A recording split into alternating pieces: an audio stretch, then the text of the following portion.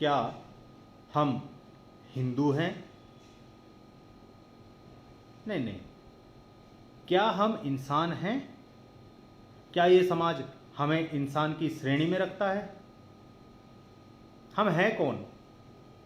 लाखों वर्षों से इस देश के मूल निवासी कहने वाले और इस देश के वास्तविक जंगलों को, प्रकृति को अपनी संपदा समझने वाले हम लोग, जिनको शूद्र, दलित, अनुसूचित वर्ग, हरिजन, फलाना ढिमका, न जाने किन किन नामों से पुकारा जाता है, कौन है हम? वोट लेने के लिए तो एक लंबी लाइन आ जाती है, हिंदू हो हिंदू हो। पर क्या वास्तव में समाज हमें हिंदू समझता है या इंसान समझता है?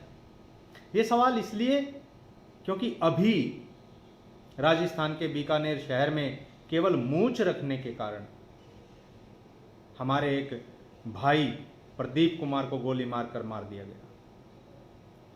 उत्तर प्रदेश के शाहजहांपुर में 5 हमारी घर की बहुओं को नंगा घुमाया गया पूरे गांव में।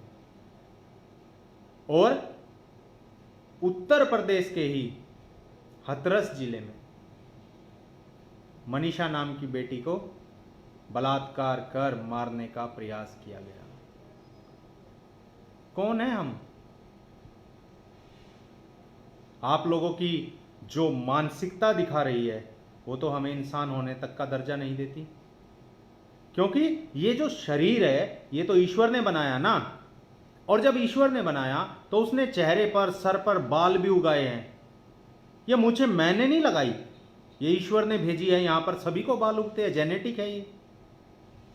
अगर आप लोग खुद को तथाकथित ब्राह्मण और ईश्वर के नजदीक और क्षत्रिय, ईश्वर के पास होने वाला खुद को बोलते हो,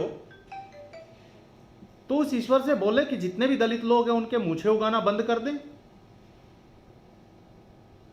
ना मूछें होगी, ना बाल होंगे इस होठ के ऊपर, ना कोई। इसमें बताओ क्या शान है, क्या चीज है ये? सिर्फ 4 बाल ईश्वर ने चेहरे के ऊपर उगा के भेज दिए, और वो भी जब युवावस्था होती है तब आते हैं। केवल इतने से हमारी केवल ईश्वर के द्वारा दी गई, मतलब उस परमात्मा के द्वारा एक दी गई बालों की लाइन जो होठ के ऊपर है, जो उगती है, कितनी भी कटवा लो, केवल उसके रखने से आप गोली मार रहे हो। उसमें आपकी एक शान के खिलाफ हो गया। कौन है हम? हमें इस चीज का जवाब चाहिए। और ये सवाल मैं आप सभी लोगों से कर रहा हूं, इसका जवाब आपको देना होगा। हम वो लोग हैं जो शास्त्र की भाषा समझते हैं। हमारे महापुरुष महर्षि वाल्मीकि जी ने रामायण की रचना की, भगवान राम को पूरे विश्व से परिचित कराया, पूरे विश्व को भगवान राम से परिचित कराया।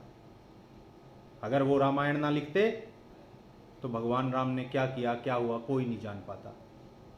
उसके बाद डॉक्टर भीमराव अंबेडकर जी, हमारे महापुरुष, हमारे पूजनीय, जिन्होंने हमें कलम का मार्ग सिखाया। सबसे ज्यादा यातनाएं हुई हमारे ऊपर। हमने तो कभी शस्त्र नहीं उठाए, हमने तो कभी देश का बंटवारा नहीं किया, हमने तो विभाजन का रास्ता नहीं अपनाया। हमने तो कलम का सहारा लिया, शिक्षित हुए, बाबा साहब के द्वारा दिखाए गए मार्ग पे, संत रैदास जी के दिखाए गए मार्ग पे कि शिक्षा को ग्रहण करो, संत कबीर जी के मार्ग पे चले, एजुकेशन ली। और आज अगर बराबर में बैठ जाते हैं तो आपको तकलीफ होती है। क्यों भाई? क्योंकि आप हमारा मुकाबला नहीं कर पाते अब,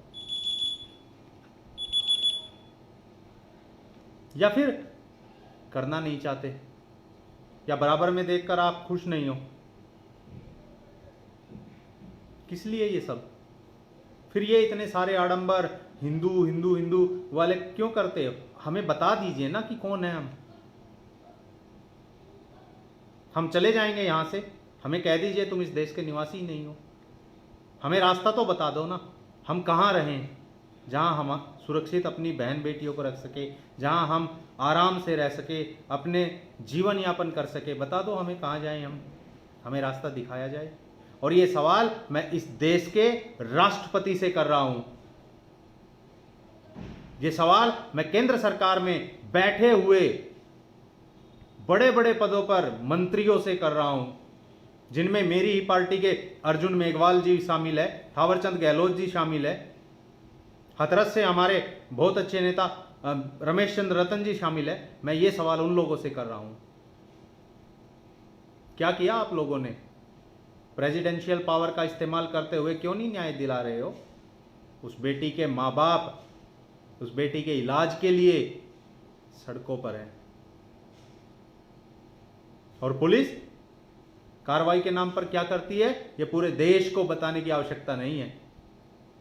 पुलिस कार्रवाई के नाम पर जितना गोलमाल करती है ना, जितना गोलमाल करती है, उतना किसी और देश में शायद ही करती होगी। दलितों को न्याय मिले, अरे छोड़ दीजिए यार।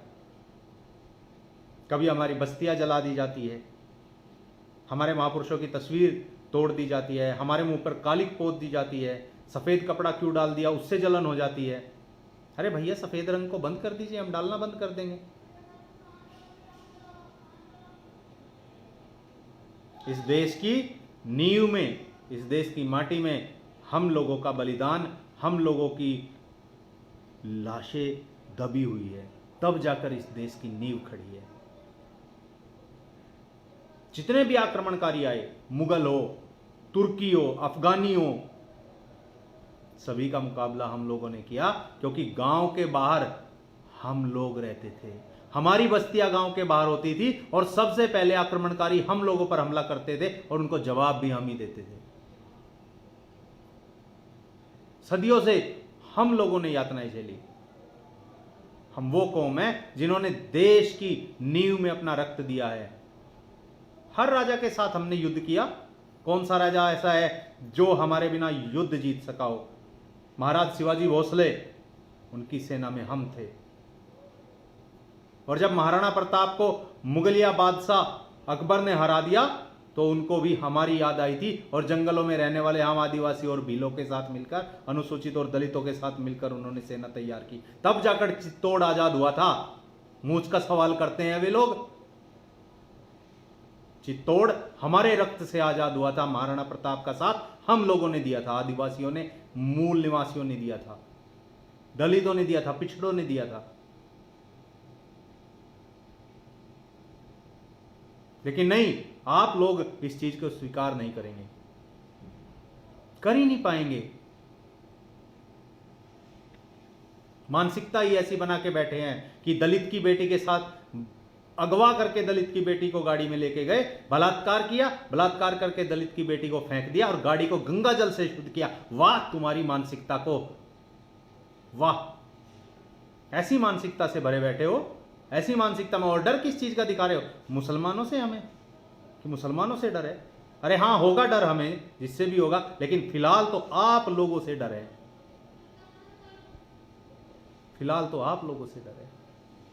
और यह सवाल सीधा सीधा मैं उन सभी राजनीतिक दलों से कह रहा हूं, क्योंकि प्रत्येक राजनीतिक दल स्वर्णों द्वारा संचालित है। प्रत्येक राजनीतिक दल ठाकुर, जाट, ब्राह्मण, बनिया, उच्च वर्ग के द्वारा संचालित है। चाहे वो भाजपा हो, चाहे वो कांग्रेस हो, चाहे वो समाजवादी पार्टी हो, चाहे वो इंडियन नेशनल लोकदल हो, चाहे वो जेजेपी हो, या अकाली दल हो, या कोई अन्य दल हो। पूरे देश में काम करने वाले सभी राजनीतिक दल इसी स्वर्ण वर्ग द्वारा संचालित है। तो किस चीज की सुरक्षा दे रहे हो आप हमें? क्या हमारा इस देश में अधिकार नहीं? अगर नहीं है तो एक बिल पास कीजिए संसद में और कह दीजिए हमें कि चले जाओ, यहां से निकल जाएंगे हम, नहीं कहेंगे हम कुछ भी। लेकिन एक सवाल,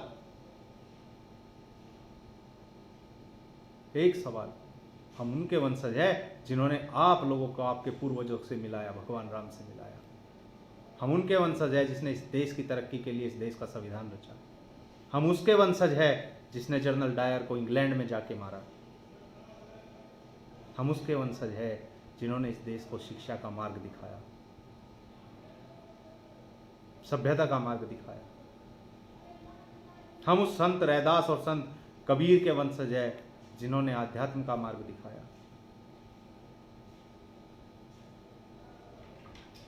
अगर इतना ही हम लोगों से बैर है तो हमारी संपदा को भी थूक दीजिए, हमारी संपदा को भी फेंक दीजिए।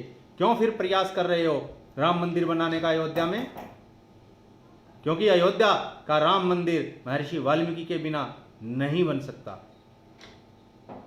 महर्षि वाल्मीकि थे, उन्होंने रामायण लिखी तो राम इस दुनिया से परिचित हुए।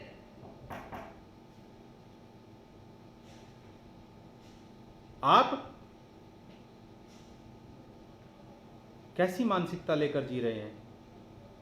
हम गले लगाने के लिए नहीं कह रहे हैं कि आप हमें गले लगाइए, और ज्यादा अपेक्षा भी नहीं है हमें आप लोगों से कि आप हमारे लिए कुछ करेंगे।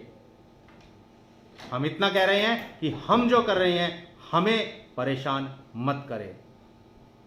हम आपकी आजादी को कभी ठेस नहीं पहुंचाते, आपकी स्वतंत्रता में, आपके मौलिक अधिकारों में हम अड़ंगा नहीं बनते। इसलिए हमारे मौलिक अधिकार और हमारी स्वतंत्रता में आप टांग मत अड़ाइए, वरना आप शस्त्र का मार्ग सिखा रहे हैं हमें। आप हमारा कत्लेआम करके हमें दिखा रहे हैं शस्त्र का रास्ता, आप गोली मारकर हमें हथियार उठाने का रास्ता दिखा रहे हैं। तो तय है, फिर यह भी तय रहा कि भविष्य जैसा भी हो, जो रास्ता आप हमें सिखा रहे हैं हम उस रास्ते को जल्दी ही सीख जाएंगे।